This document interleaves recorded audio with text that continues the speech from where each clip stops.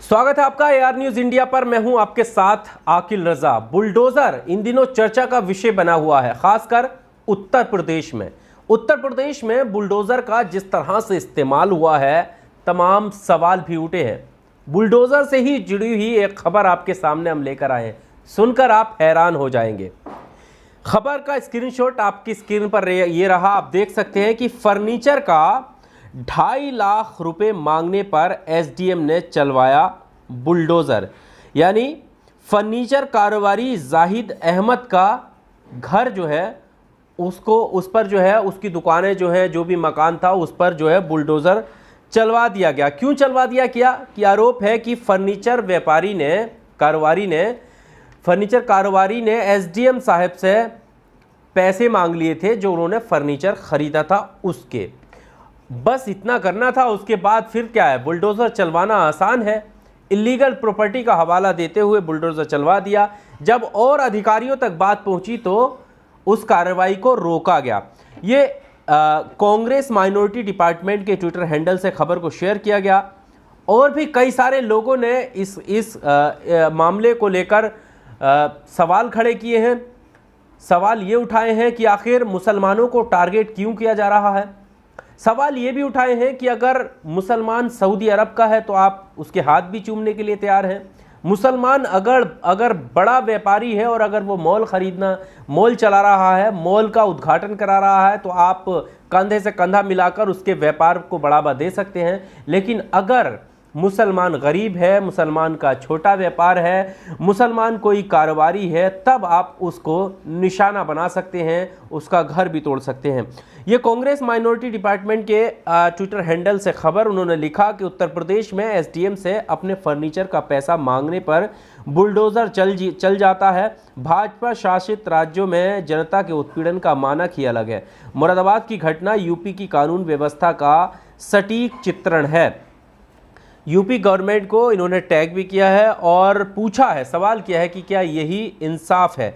कुछ वीडियो भी हम आपके सामने रखेंगे और ये वीडियो भी हम आपके सामने रखेंगे कि फर्नीचर जो कारोबारी हैं उनका इस पूरे मामले को लेकर क्या कहना है। साथ ही साथ फर्नीचर कारोबारी ने एक जो सीसीटीवी फुटेज है वो भी सामने रखे हैं। इस पूरे मामले की जांच चल रही है और इसी बीच कुछ लोगों के ट्वीट भी इस मामले को लेकर आए हैं। सबसे पहले अब आपके सामने हम वो वीडियो रखते हैं कि फर्नीचर कारोबारी जाहिद क्या कुछ कह रहे हैं। जाहिद अहमद। दाई जी, क्या हुआ है आपके साथ? मेरा एक बार पहले फर्नीचर गया था, फिर दूसरी बार गया। कहाँ पर गया था? पहले बिलारी और मुरादाबाद सरकारी आवास पर। फिर बाद में जो है बोले ये फर्नीचर बहुत अच्छा लगा। और अब मेरा दूसरा मेरी बेटी के लिए एसडीएम घनश्याम वर्मा जी मुझसे मेरे ऑफिस पे आए। उसके बाद में मैंने गाड़ी भरवा के हरदोई श्री अलका वर्मा के यहाँ भेजा। अलका वर्मा जी हरदोई कौन है? इनकी ये घनश्याम वर्मा जी की बेटी है, डिप्टी जेलर है हरदोई में। उनका भेजा। भेजने के बाद में फिर वो 6 तारीख जब गाड़ी लौट के आ गई तो मैंने इन्हें दिया बिल बना के। तो बोले तुमने बिल इतना बना के दिया है, तुम्हारा बिल तो मैंने 100 पीस बना के टेबल पे रख दिया, मैं तुम्हें आज शाम तक बताता हूँ क्या होगा तुम्हारे हाथ। फ़ौरन ऑफिस पे गए, स्टेनो से नोटिस बनवाया, नोटिस बनवा के फ़ौरन शाम को रिसीव करवाया और फिर बुलडोजर की तैयारी कर दी। फिर इसके मुझे पता लगा तो मैंने कमिश्नर साहब से इसकी शिकायत करी। कमिश्नर साहब ने एडीएम साहब को जांच दे दी। बोले साहब जब तक कोई कार्रवाई न करें एसडीएम बिलारी, अब ये जांच मुझ पर आ गई है। वो इससे चिड़ होने के बाद में फिर एक प्राइवेट जेसीबी, एक नगर पालिका जेसीबी, 50-60 लेबर कर्मचारी नगर पालिका के, 2 ट्रॉली भेज के उन्होंने दीवार तोड़वानी शुरू कर दी। फिर एडीएम प्रशासन को फिर सूचना दी कि ये नहीं मानने चला रहे हैं। फिर उसके बाद में जब बाद में रुकी गई दीवार तोड़ने के, फाटक तोड़ने के बाद में। आप क्या चाहते हैं? हम इंसाफ चाहते हैं भाई हमारे। अगर तो आपने देखा किस तरह से वो पूरी जो वारदात हुई है, जब उन्होंने पैसे की मांग की तभी उन्होंने कहा कि हमने जो है आपका हिसाब बना कर रख दिया है और कार्रवाई करना शुरू कर दिया। हालांकि जैसा फर्नीचर कारोबारी का कहना है कि एसडीएम साहिब की जो बेटी हैं उनके लिए फर्नीचर भी उन्होंने पहुंचाया था। शम्स तबरेज पत्रकार हैं, लिख रहे हैं कि फर्नीचर शोरूम के मालिक जाहिद अहमद के घर पर मुरादाबाद की बिलारी तहसील के एसडीएम घनश्याम वर्मा ने इसलिए बुलडोजर चलवा दिया क्योंकि जाहिद ने एसडीएम से फर्नीचर के रुपए मांग लिए थे। एसडीएम ने खुद के लिए वह हरदोई में अपनी डिप्टी जेलर बेटी के लिए 2.5 लाख रुपए का फर्नीचर खरीदा था। जांच जारी है।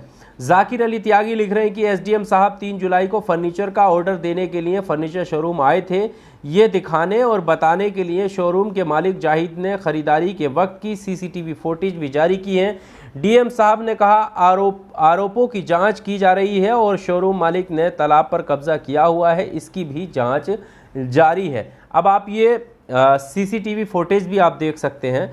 यहाँ पर जो लोग हैं वो नज़र आएंगे। एक आपको खादी वर्दी में भी शख्स दिखाई देगा और ये सीसीटीवी फुटेज बताए जा रहे हैं उस वक्त के जब एसडीएम साहब जो है 3 जुलाई को फर्नीचर ऑर्डर करने के लिए वहाँ पहुँचे थे।